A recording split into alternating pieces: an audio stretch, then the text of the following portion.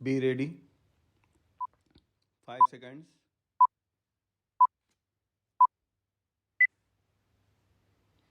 Start.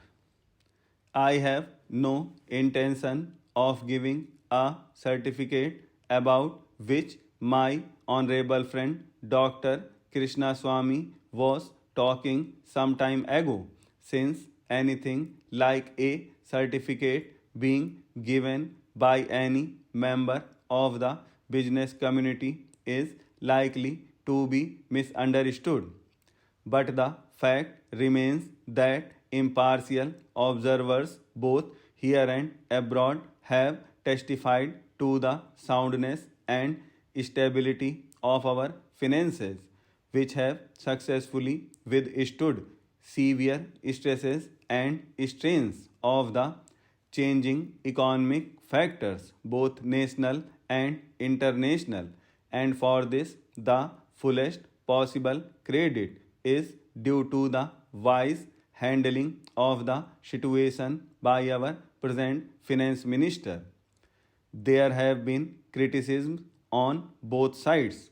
Some have described the budget as pro big business, as something which has brought about a boom in the stock exchange, and as something which has brought about satisfaction in the business circles.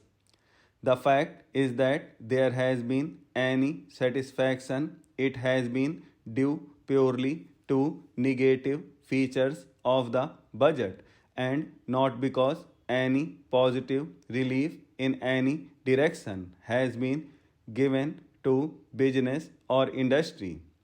It is true that there were certain fears in the minds of the business community that, in view of the expanding and growing needs of the center, the finance minister might resort to certain further additional taxation, and since those fears were not realized, there has been some slight recovery in certain stock exchanges, but that does not in the least mean that whatever relief and legitimate relief was due to the business and industrial community has received any adequate response from the finance ministry.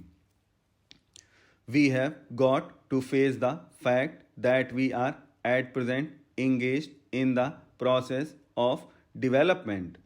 People who talk about UK and USA conveniently forget that these are the most highly industrialized countries in the world, and our taxation system, so long as we are engaged in expanding and building our economy, must be adjusted and linked with the requirements of the expanding economy, and should not be compared with the high taxation levels that may be prevalent in UK and USA.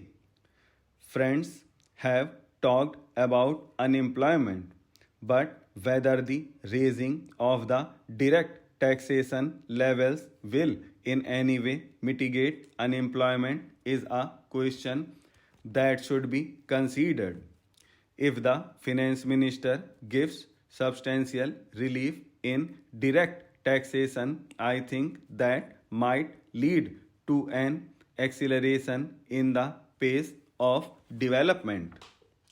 So it has to be considered whether it is relief in taxation which will lead to a reduction of unemployment, or whether it is raising of taxation to the utmost levels which will dry up the resources and channels of capital formation, and thereby not only retard all further development, but might also, through the functioning of present industries, out of gear.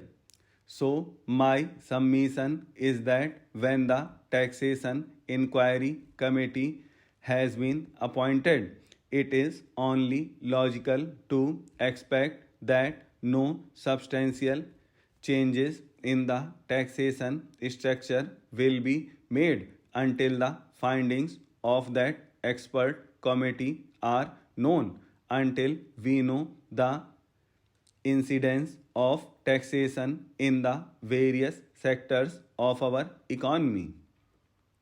Now, coming to the question of deficit financing, I am afraid that my esteemed friend's attitude was somewhat different from the line of opinion in the business and industrial community.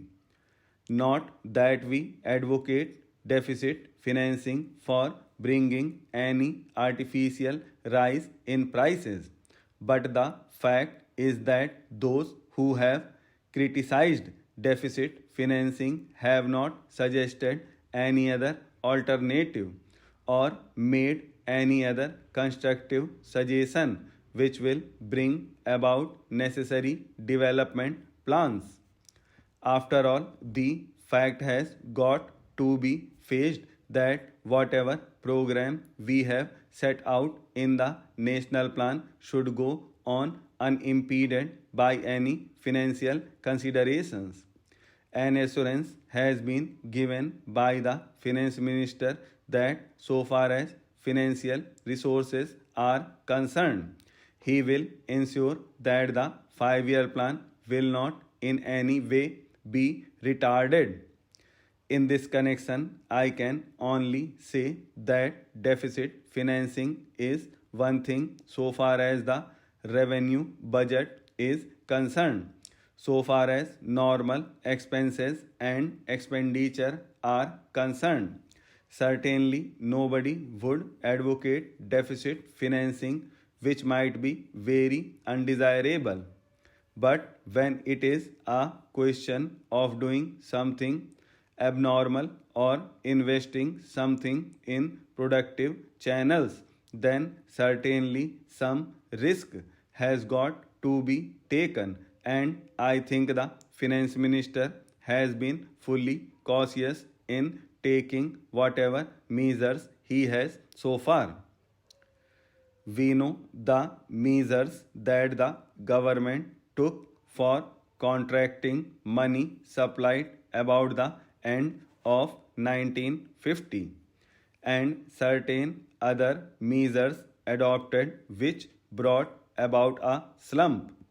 Also, from time to time, the finance minister did not hesitate to mop up the surplus, which, as the records would show, has been about rupees 300 crores during the past 4 or 5 years.